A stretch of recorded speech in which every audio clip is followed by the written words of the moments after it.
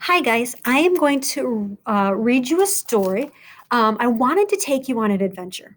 We've been cooped up in the house far too long, and we need to get out and explore and have some fun. So, I'm going to read you this story called Ranger in Time. It's a historical fiction. So, that means it is fiction, it's a fake made up story. But it's about events that did happen. Ranger in Time escaped from the Great Earthquake. So, in this story, we're going to travel to San Francisco. In this story, we are going to travel back in time. So, I hope you're ready to have some fun. Here we go. I'm going to open it up.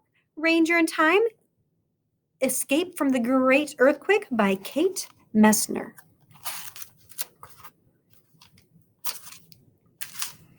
Chapter 1 Morning of the Earth Dragon. At first, Lily Chen thought it was another nightmare. The roaring sea, the slamming waves. So often her dreams took her back to the crowded, lurching ship that had brought her across the ocean to San Francisco 5 years ago. But this nightmare didn't end when Lily opened her eyes. An angry roar shook the mission home where she lived with 50 other girls and women. Lily sat up in bed as the mirror over the dresser crashed to the floor. It smashed into shiny pieces that danced and skidded over the wood. The whole house rocked as if an angry giant shook it in its palm. The window rattled itself free and crashed to the street below.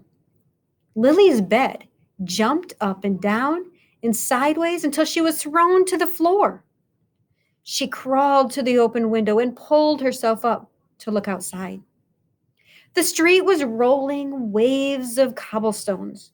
People stood in their nightshirts looking up at the sky. An old man raced into the street in his bare feet shouting, Aya de Longzen! Aya de Longzen! Which means the earth dragon is wiggling. Lily understood this was one of California's earthquakes. Usually, they were trembles that shook pictures from the walls, but today, Lily felt like one of the rats that the neighborhood dogs like to catch and thrash about. She staggered back to her bed and clung to the headboard. The house swayed like a ferry boat in a storm. Ceiling timbers groaned and chimney bricks crashed onto the roof. Lily's room filled with dust as the plaster walls cracked and crumbled. It felt as if the shaking might never end, but finally the house settled. Lily picked her way through the broken mirror pieces to the door. It was jammed shut, stuck in the twisted door frame. But Lily was big for her age and strong. As a servant in Chinatown, she'd lugged around pails of stew and baskets from vegetables every day. She yanked until the frame let go and sent her flying backwards across a glass-strewn floor. Are you all right? A voice called from the hallway. It was Donalina Cameron, the woman who ran the mission house. The girls called her Lomo, or Old Mother. But she was nothing like the mother Lily remembered from home. Lily's real mother smelled of earth from working the farm. Her real mother was far away over the ocean in China's Guangdong province. Lomo's mission house was better than being beaten as a servant, but it was a long way away from home. So she is a servant. Do you know what a servant is? A servant is like a slave. So she was sent from China far, far away as a child to come to San Francisco to work as a slave or a servant. It must be very scary. We've been shaken, but this good house is still standing, Lomo told the girls.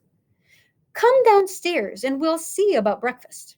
Lily and the girls climbed over fallen bookshelves and got themselves dressed. The quake had rattled pictures from the wall and toppled dressers, but somehow the fishbowl on the little hallway table had survived. Gum Gum Lily rushed over, knelt down, and smiled at the little fish. Some of the water had sloshed out onto the table, but he was still, and here's a picture.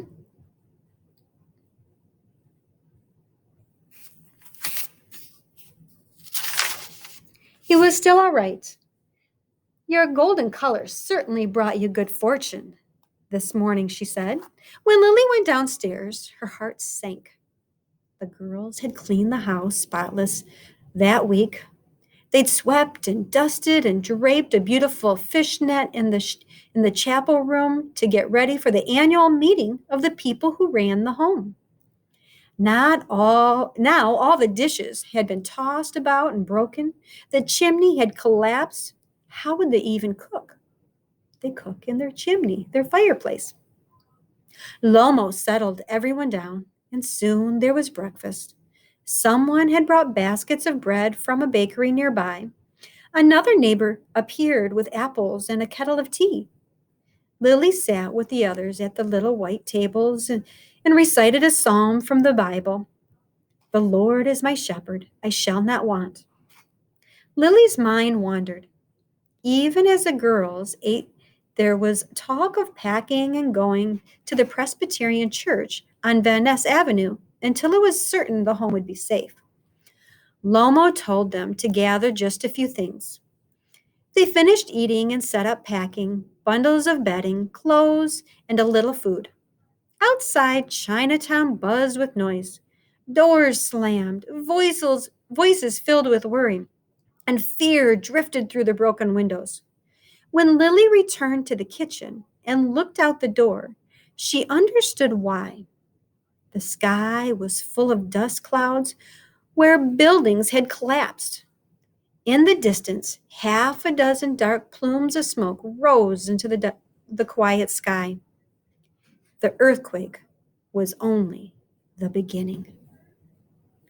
Nice start to our story, Chapter 1.